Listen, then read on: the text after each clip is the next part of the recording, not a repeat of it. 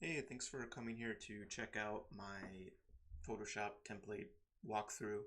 Hopefully you can use it to get a head start on creating your LinkedIn carousel post, whatever that's going to end up looking like. You'll at least know how to go through it and some quick ways to make your life a little easier. In case you haven't seen it, here's the live version of the cabinet post.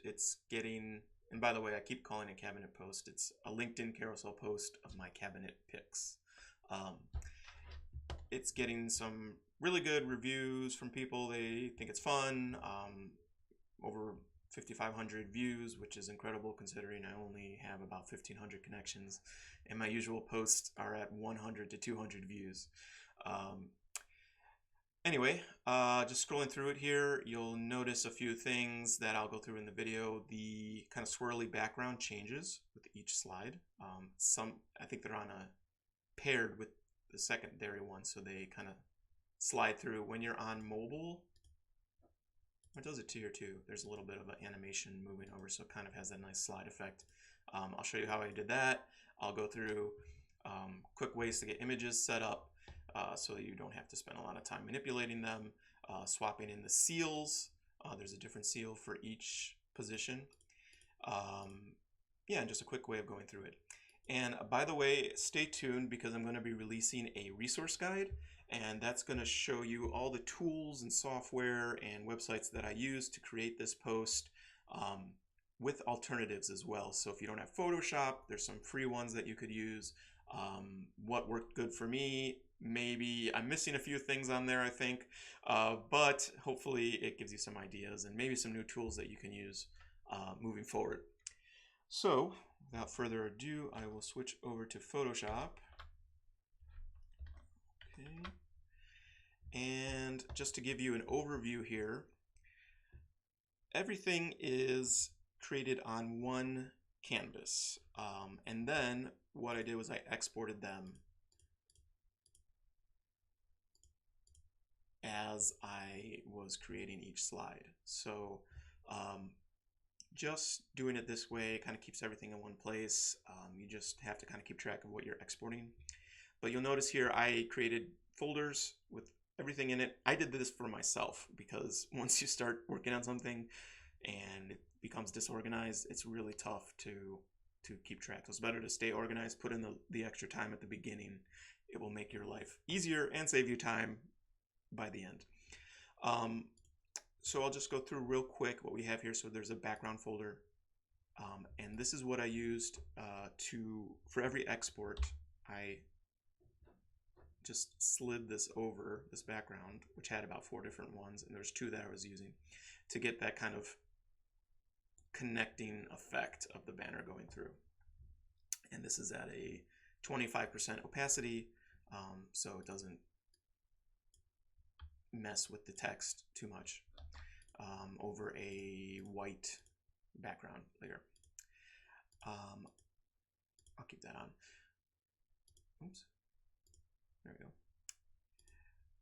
Down here's the static bottom layer. That's right down there. It has my name, has the website, and then those things pretty much stay on all the time.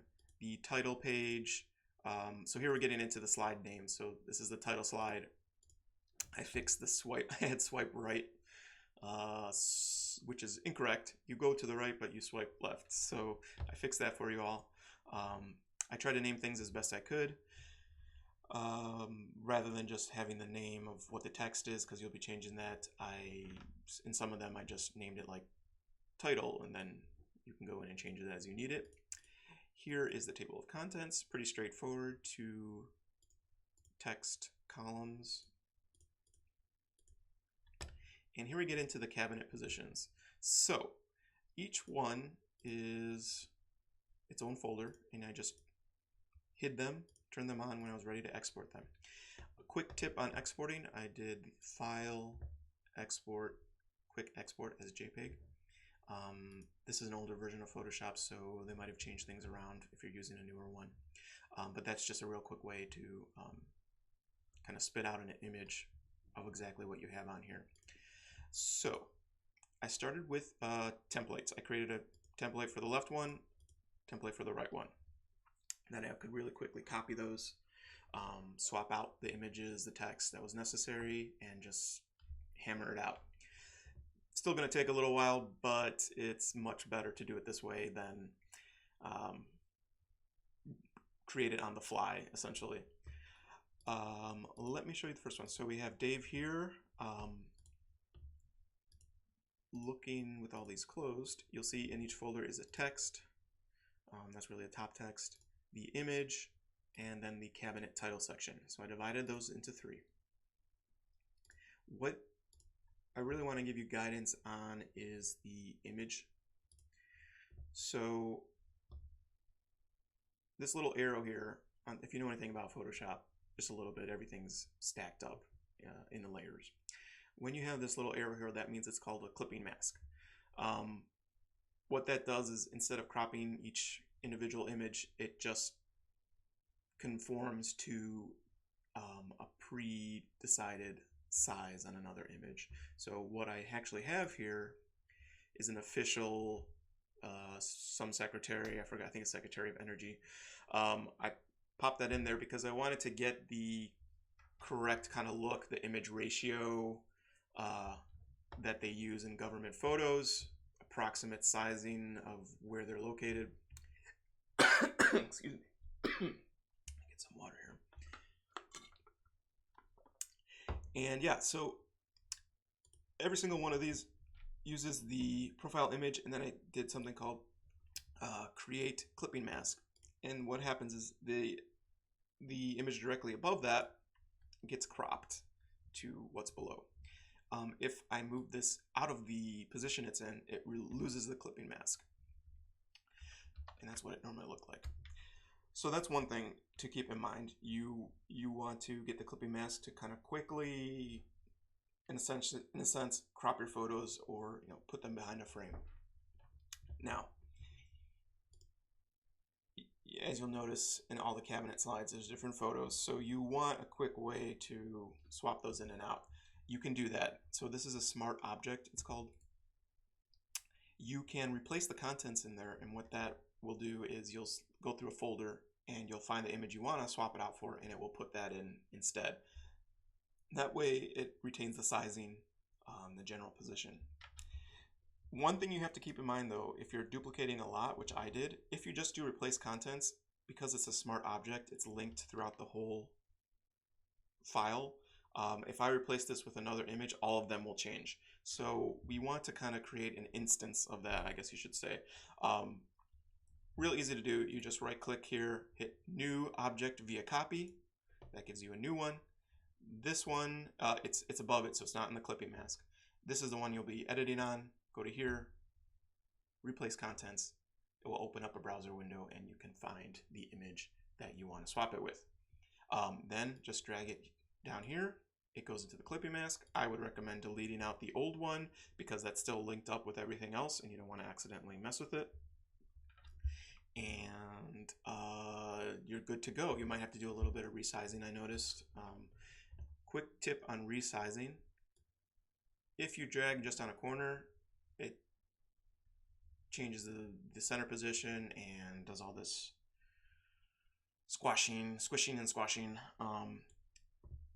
The best way to do that is to hold down Shift, and that will maintain the ratio. But even better than that, if you hold down Shift and is it Control? No, sorry, I'm so used to doing this, I don't even think about the things. Shift and Alt, I'm not sure what it would be on a Mac, and it will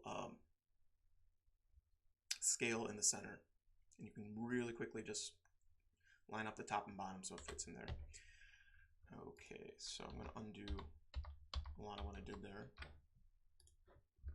Actually, it doesn't really matter. I'll send you guys the other file. Yeah, and then let's go back to that because I want to talk about the seal down here. So everybody has their own seal. This is the Vice President seal. You want to do the same process down here. This is a smart object, but we can swap it out. You want to replace the contents, but first you need to create a new smart object via copy so it doesn't replace all the ones in your folder that you're, in your file that you're duplicating. So you do new object via copy, right click it, replace contents, find what you want to swap out and put that in there. So here's an issue with this that you might run into. All the seals, I wanted to be the exact same size, so they fit here in between this banner I created. I had to resize all the seals before replacing them here. And you can do that manually by changing the image size. I created a Photoshop action, which is basically it records a process, then it replays it with one button push. So there's a Resize Automation I put in here. I don't know if this will show up for you guys. It might. If it's a little more advanced, so might not be something you want to delve into too much, but you can just have it automatically open an image, resize it to, I was resizing it to a certain percentage, maybe 50% or something like that. Save it, close it, hit it again. This, took minutes, which would take maybe half an hour or something like that if you have a lot of them. So yeah, your sizing will change unless you have them all the same size, because it's just applying a like 50% reduction in here, and if it's already small or already large, it will just do 50% on that, and it won't fit right, and you'll have to resize every single one and try to get it fitting in there. Not fun. That takes a long time. Yeah, so then basically I export this out as a JPEG, hide it, go on to the next one, and by the way, drag the background over if you want to have that cool kind of swirling effect continuing from slide to slide. Let's see, we talked about smart objects, exporting. Yeah, so that's the positions. Then I call this the penultimate slide, second to last one. Then your CTA slide, which you can go ahead and put in there yourself. And that's pretty much it. I don't think there's anything else to go through on here. That should give you a rundown on how it works. If it's still, a bit complicated, feel free to drop me a message, and maybe I'll be able to give you kind of a quick tip on how to fix that. It might not be for everybody too. It does take a bit of time. I like doing graphics. I've done them for years when I was previously an animator and into multimedia and all that, so it's no big deal for me. It does take time, but if it's something you think it's worth learning, yeah, it will go a lot quicker for me the second time I create my LinkedIn carousel post. So same thing for you. Yeah, so, and again, stay tuned. I'm going to be releasing my resource guide for you. It's free. You can use that to understand the entire process of how to make a LinkedIn carousel post that hopefully gets you noticed. So thanks.